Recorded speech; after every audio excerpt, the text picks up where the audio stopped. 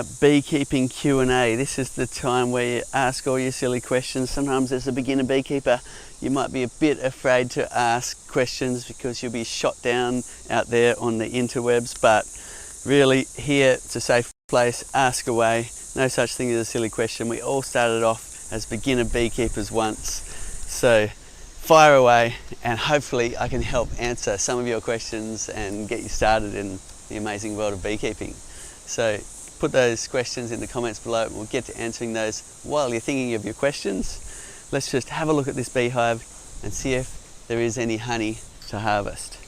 So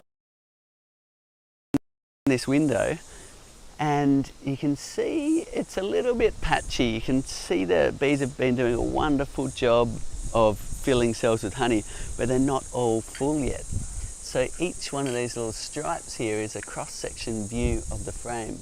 This is part of my father and I's invention, the Flow Hive and the Flow frame.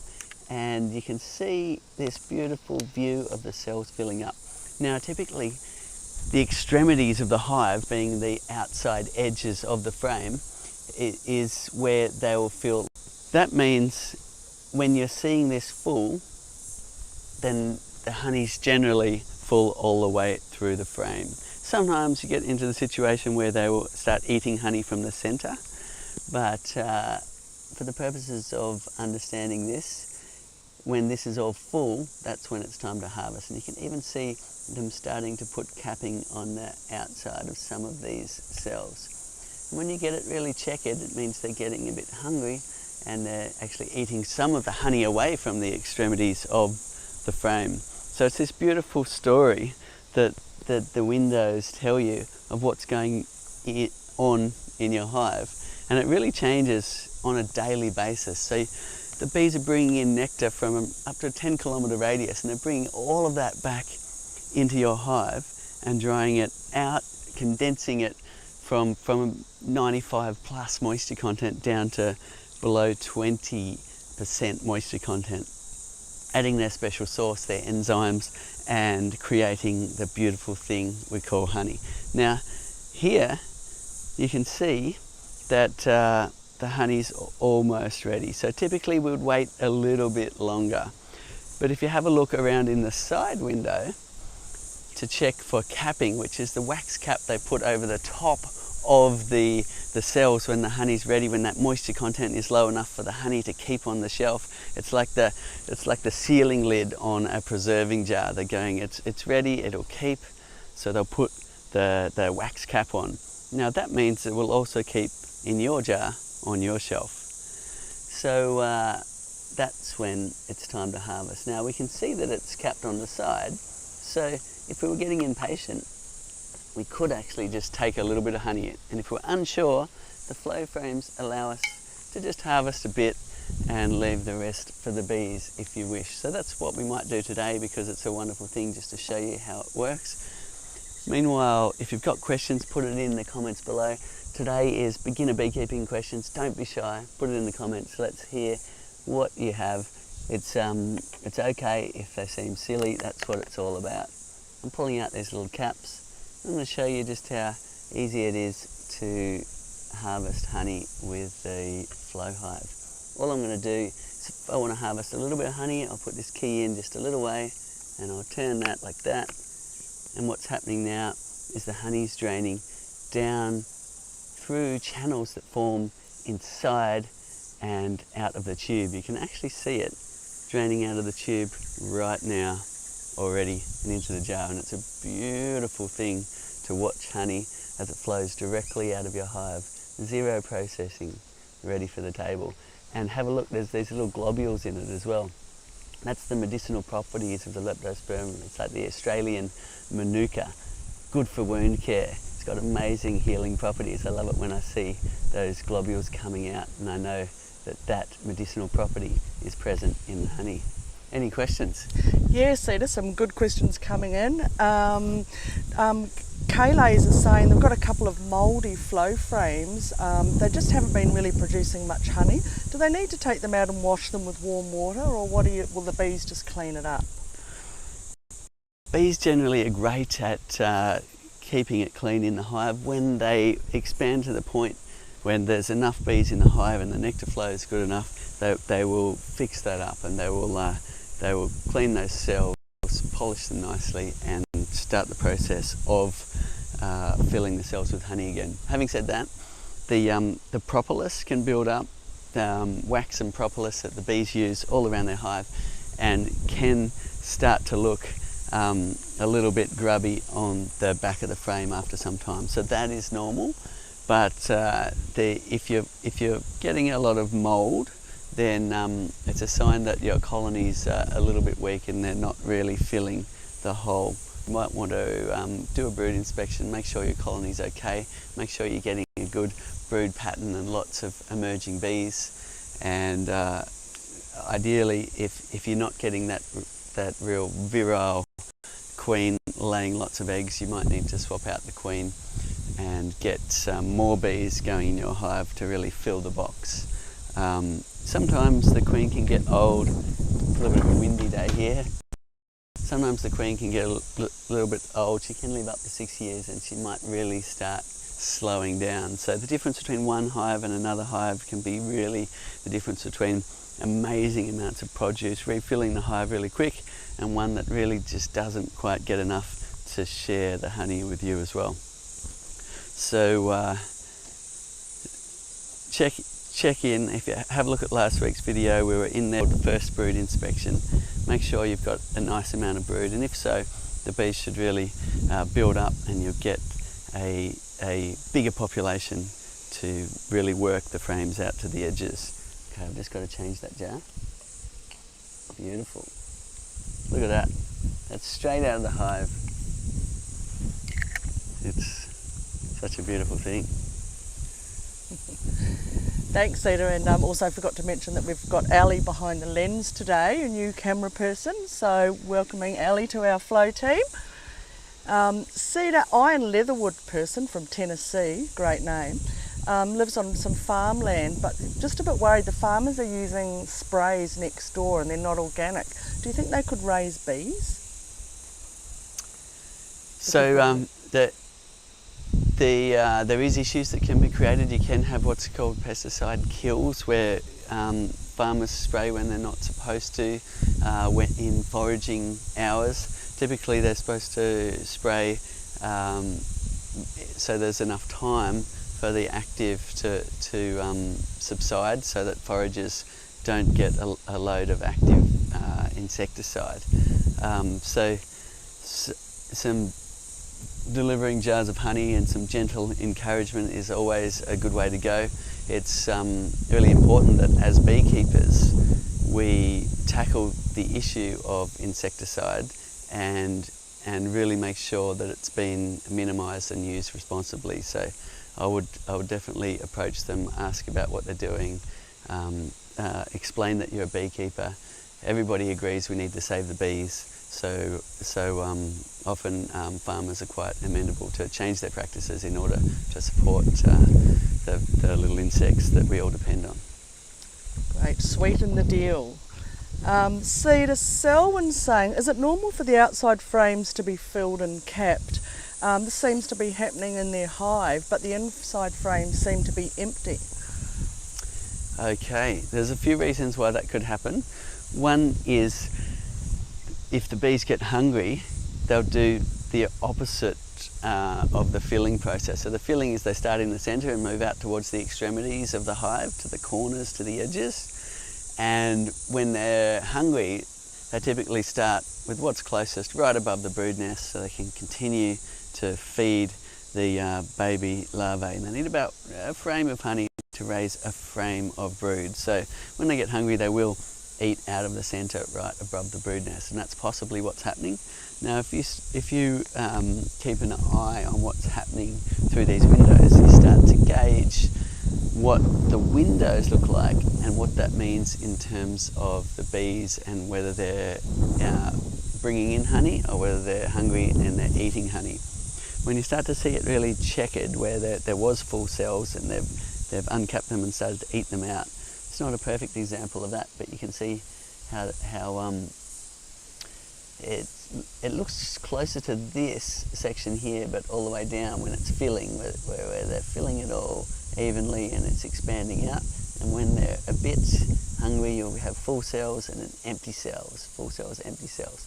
So when you start to see them getting a bit hungry, then you might assume that they're also eating the middle frames above the brood nest. So by all means, get in there and look at the visuals of what's on the outside of the hive.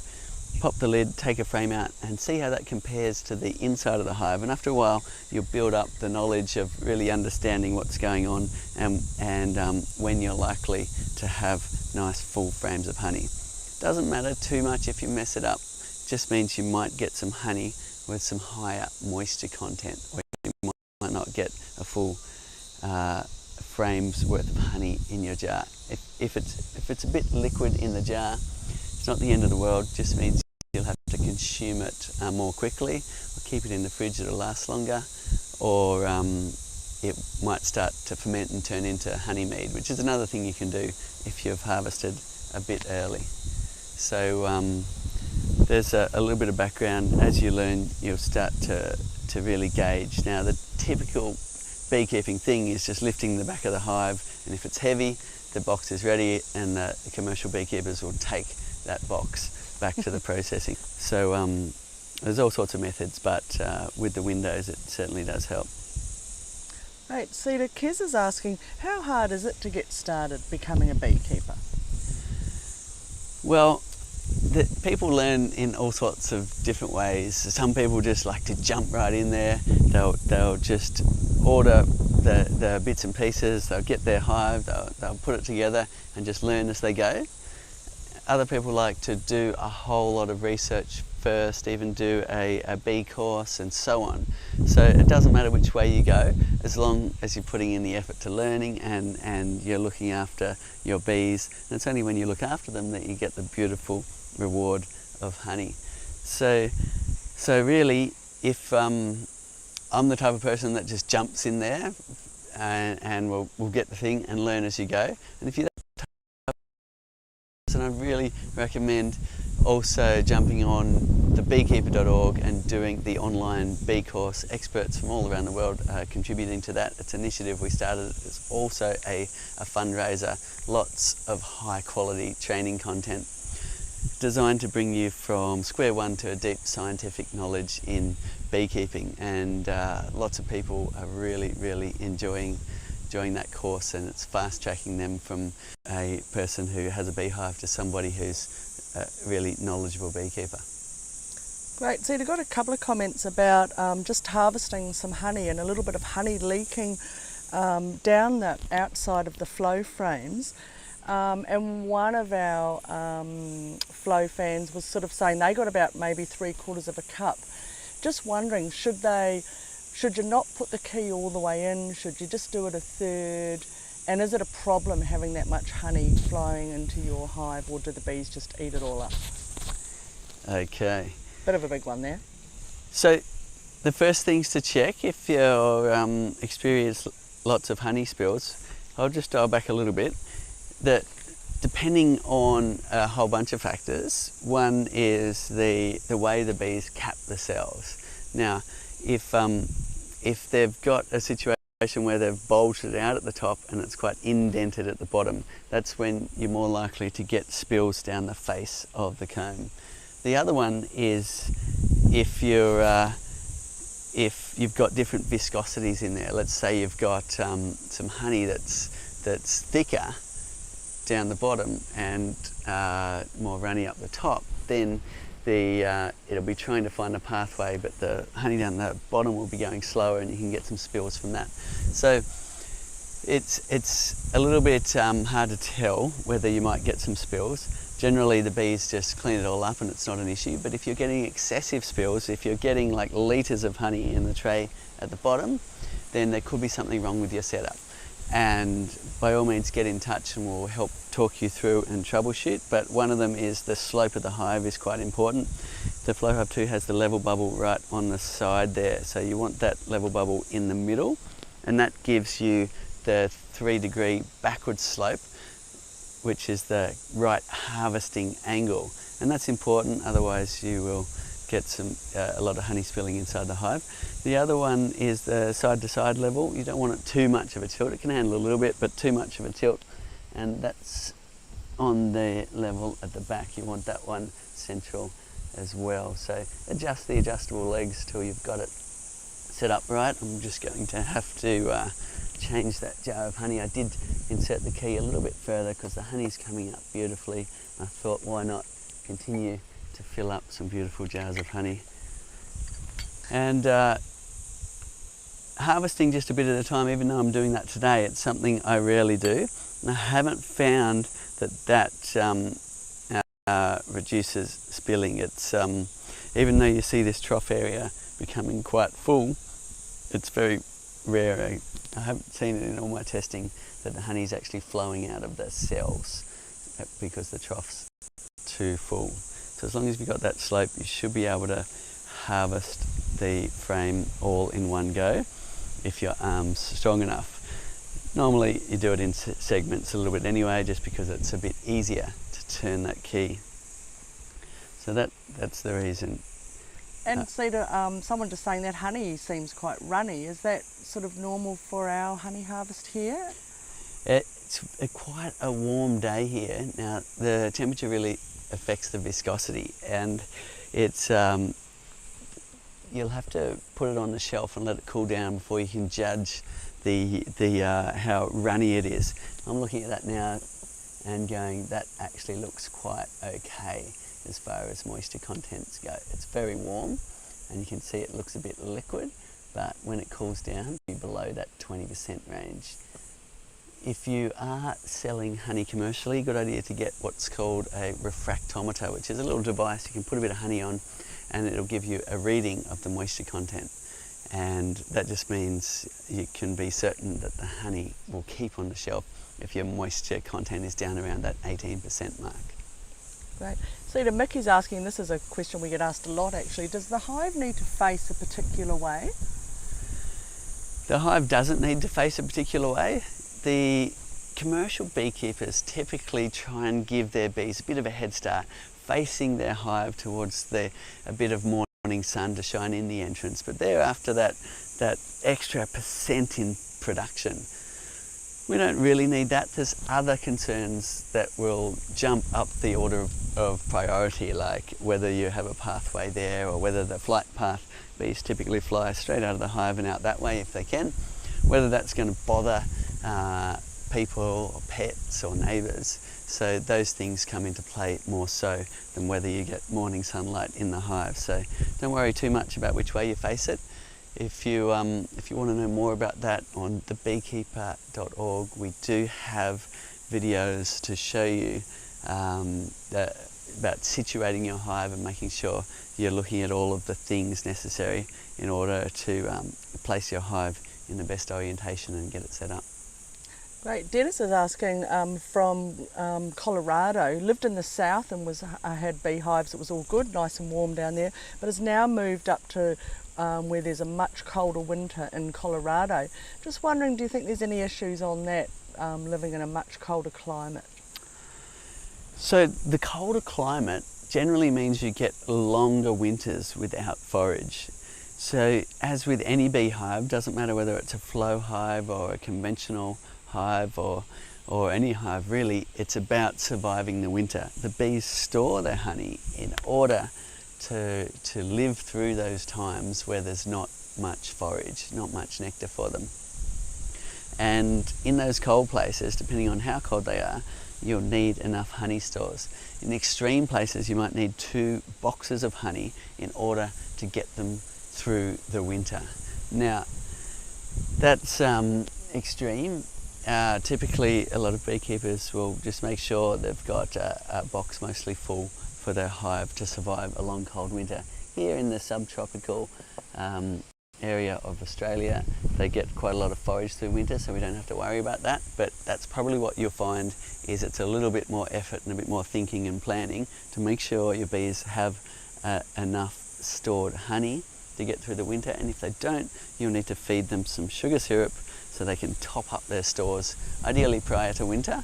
But if you leave it too late, it's still better to feed them even over winter than letting them starve. So I'm not an expert in that.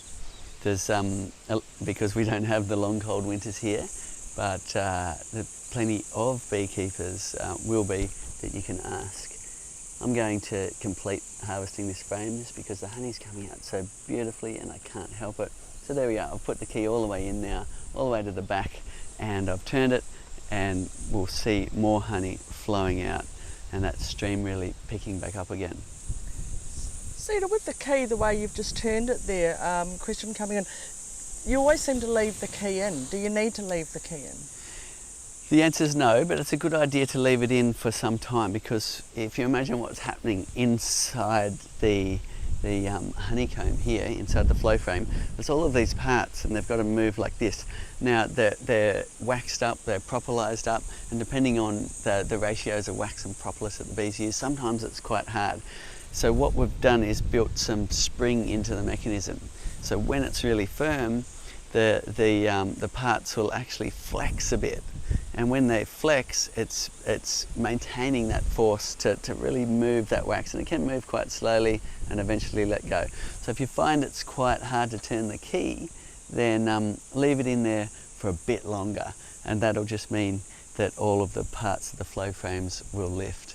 So generally we do, but if it's easy like that and you notice that it's just easy to turn, then all the parts have lifted. So you could take that out and move along to the next frame. Cedar, any advantage over having an 8 frame versus a 10 frame? Robert's saying that his first hive was a 10 frame, but now thinking of trying an 8 frame. So 8 frame, 10 frame is something that's definitely debated in beekeeping. There's a bit of a shift towards the 8 frame size hive, which is called a Flow 6. The reason why it's called a Flow 6 is because if you count the flow frames across here, we've got 6 of them. Now, in the brood nest, the frames are narrower, so you've got 8 brood frames in the brood box below. And in the larger size hive that we also have available, there's 10 brood frames in the box below. So it's a Langstroth 8 or a Langstroth 10 is the two main sizes in the world of Langstroth hives. So the differences between them are really the 8 frame or Flow 6, it's a little bit lighter to lift this box off to do your brood inspection. So that's probably the advantage. The 10 frame, or the bigger size, also called the Flow 7, is just a bit of an advantage because you've got a bit more honey storage, you've got a few more brood frames, they can store a bit of honey below as well, they can build up a slightly bigger brood nest. So people in the colder climates with a shorter honey season tend to go for the larger size, and you'll find that across most areas the colder places prefer the bigger hives. So that's probably the consideration. There's a bit more honey to survive the winter, a bit bigger brood box to build up in a hurry when the season is compressed, where everything's flowering in a shorter time. Cedar, do you think the flow setup is good for beginner beekeepers? Absolutely. About half of our beekeepers are brand new to beekeeping, and there's certainly less of a learning curve when it comes to harvesting your honey. As you can see here, we turn the handle, beautiful honey came out ready for the table. And less equipment you need, less space you need. You don't need that honey processing area taking up space in your laundry or garage, and the centrifugal extractor or the press or whatever way you're going to do it. It's simply all contained in a hive like this in your garden.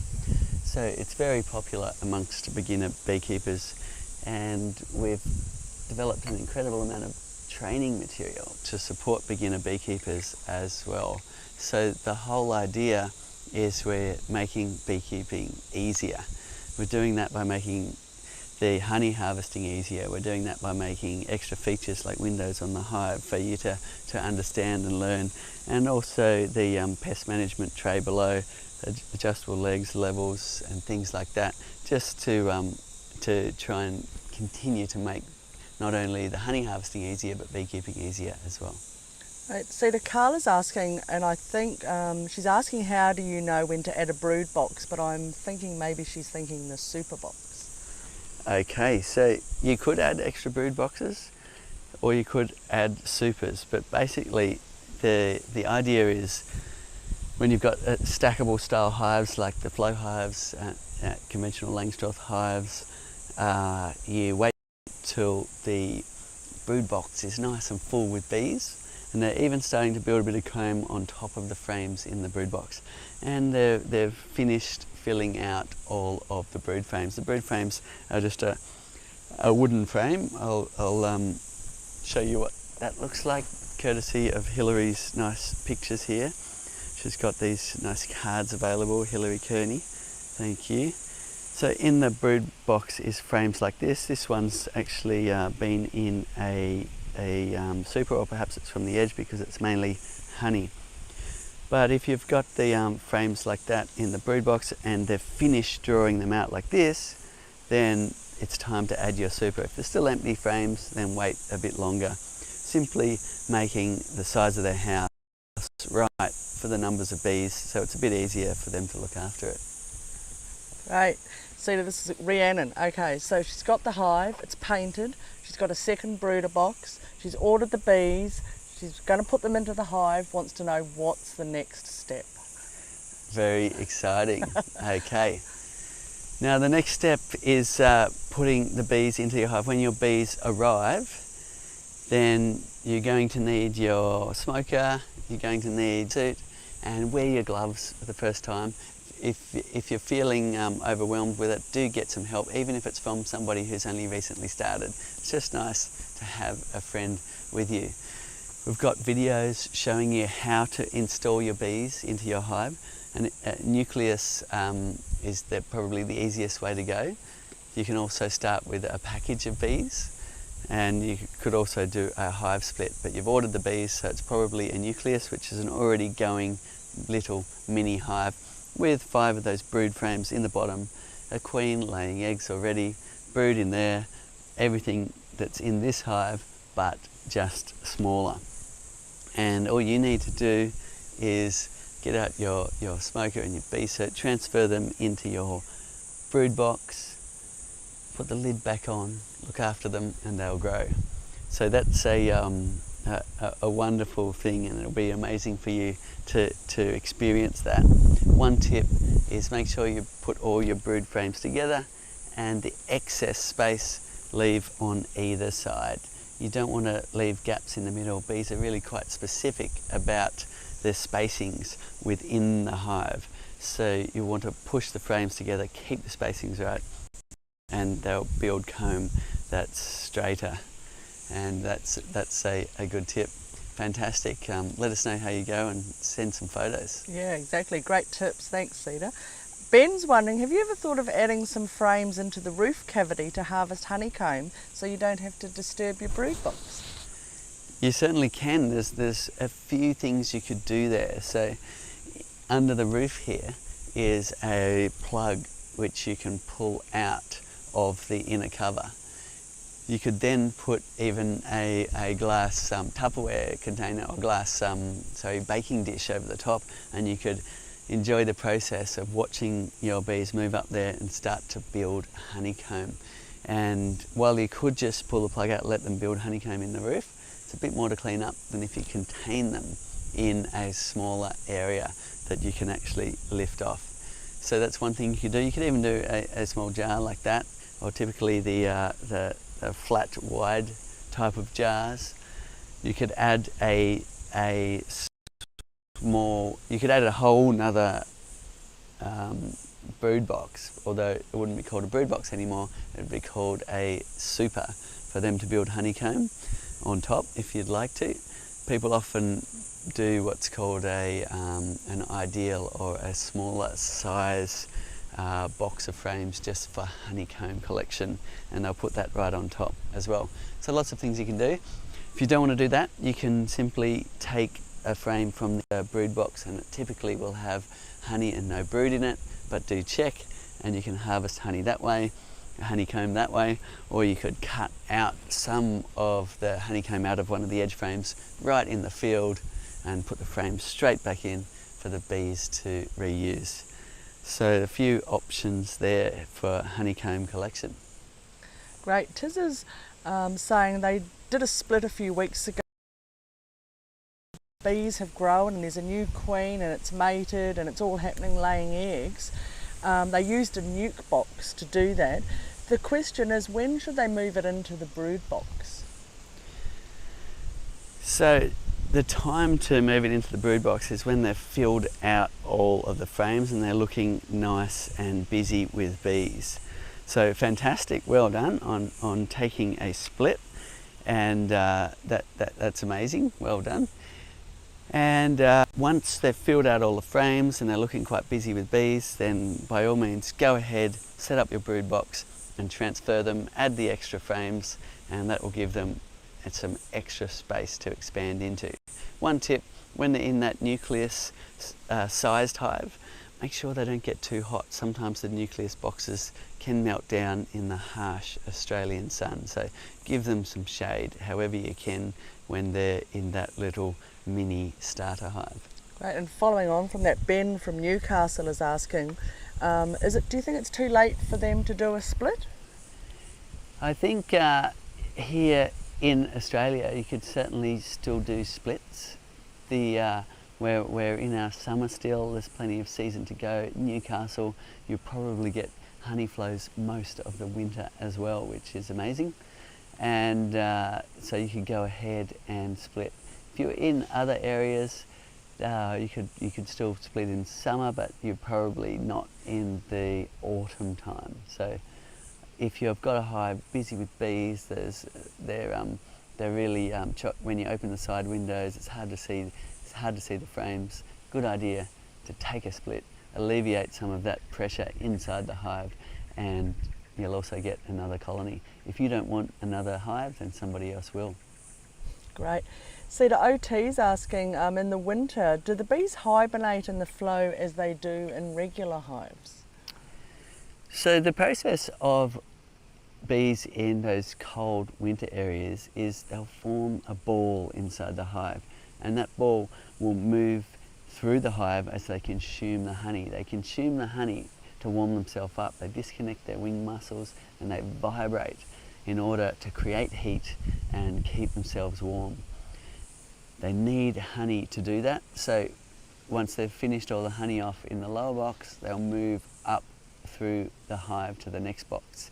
So for that reason, in those cold times, if you decide to leave the flow super on through the winter for them to consume the honey, you'll need to take out the excluder, which is the grid between these two boxes that stops your queen being able to move up and lay in your honey boxes or honey supers.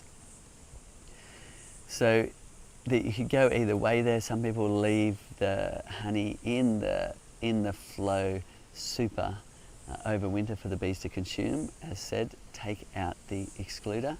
Others will take the flow super off, store it in a nice cold area to overwinter and put it back on in the springtime. And in those cold areas, they might be adding another brood box or another conventional super just to store a bit more honey. Now I'm just being told the jar's just about to overflow, which it is. The stream is now flowing down to a trickle, and that's jar number 6. We're moving on to jar number 7. Getting some nice harvests out of this frame here today. Look at that. I'll hardly be able to put the lid on that one. It's a beautiful thing. The honey's amazing. We've got time for a couple more questions. Thank you so much for being part of asking the questions and helping everybody learn. If you've got answers to other people's questions, by all means, jump in there and help answer questions that other people have. It's all about sharing knowledge, passing on things that you've learnt to other people as well. Cedar, Em was saying you've harvested so many jars. She'd thought that it didn't look, when you zeroed in at the start, that it didn't look like it was capped or the front was all full of honey. just wondering, did you check it beforehand, or do you just know now that they're actually ready to harvest? If you come and have a look at this side window, we did check it beforehand, and the reason why I chose an edge frame is I could tell it was capped already. Even though the end frame view wasn't showing that it was capped, I had a look and went, well, this frame is really capped, I can clearly see it, so I'll choose the side frame. If you're not seeing the fully capped view in the end frame, then typically you wait a bit longer, but if you can see it capped on the side, then you could jump in there and harvest it anyway. It was an interesting view of the side window there, because what we were seeing is the bees standing on top of the capping, the honey's drained out from beneath their feet, and they're starting to do their job of chewing away that capping, and the whole process will start again. But basically, the bees were just standing on top of the capping as the honey drained out from beneath their feet, going about their business, and a very minimal disturbance to the bees for us to harvest all of these jars. Great, so many questions coming in today. Cedar, another one from Jake saying, do you recommend applying a little bit of beeswax to the flow frames before adding it to the hive? It's not necessary, and it's something I don't do. However, you can if you want to. What I do, which is a bit easier if you're getting impatient with the bees and they're not getting in there and starting to work the flow frames yet, is just scrape some wax or burr comb from the top of your brood frames. There should be some there if your hive is indeed ready to super, and mash that with your hive tool into the frame surface. You won't damage it, and you can put it in the window so you can watch it. Is give the bees some wax to recycle and reuse and start waxing up the flow frame parts. And that's a wonderful thing to watch through the side window, and it will give your bees a bit of a jump start on the flow frames. However, the recipe for getting them really to fill the flow frames for that first time is lots of bees in the box. When you open the side windows, you should see lots of bees, and that coinciding with nectar in a lot of flowers in the area. And when those two things line up, you'll get honey very quickly filling your flow frames. But if it's a bit slow, then it'll be a bit slow to see activity, and it could be a bit of a patience game. Okay, Great. Time for one more question. One more, okay. Lucky last, Joe from Sydney.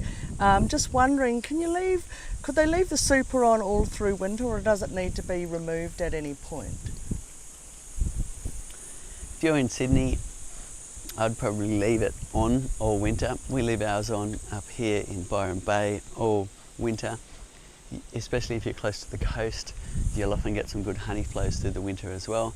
And here we can continue harvesting occasionally all through the winter time as well. So it really depends whereabouts you are in the world. But in Sydney, check with your local beekeepers, but I dare say you could leave your super on and even harvest a little bit in the winter time. I'm going to show you how to finish the process of harvesting. It's quite simple.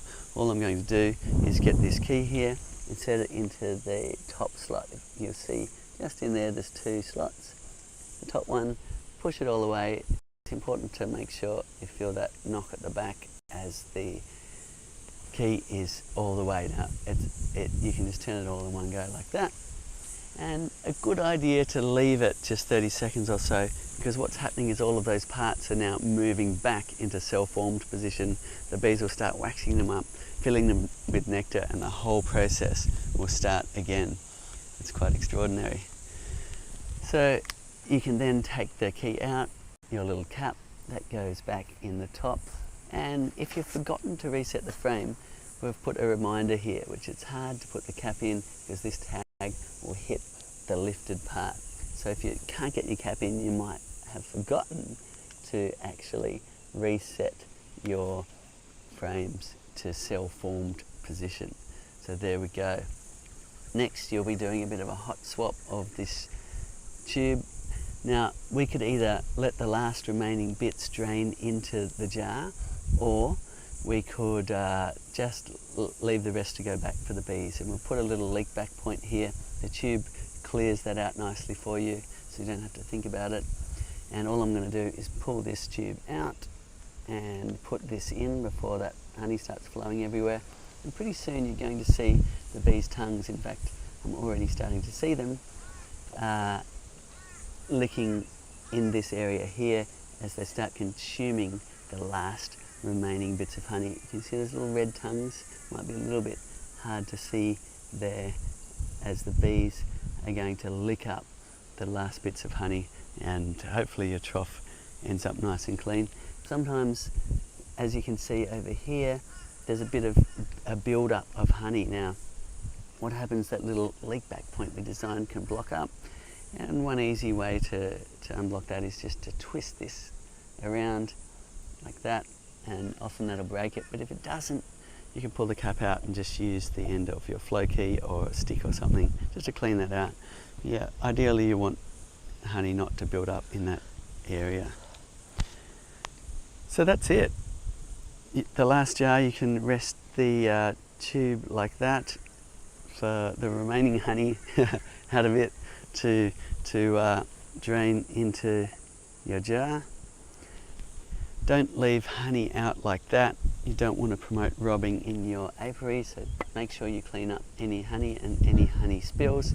The covers then go back on and away you go. Thank you very much for tuning in and watching today, and for all your fantastic questions. Let us know what you'd like us to cover next week, and we'll be back with another interesting show and tell to help everybody learn beekeeping. And also a big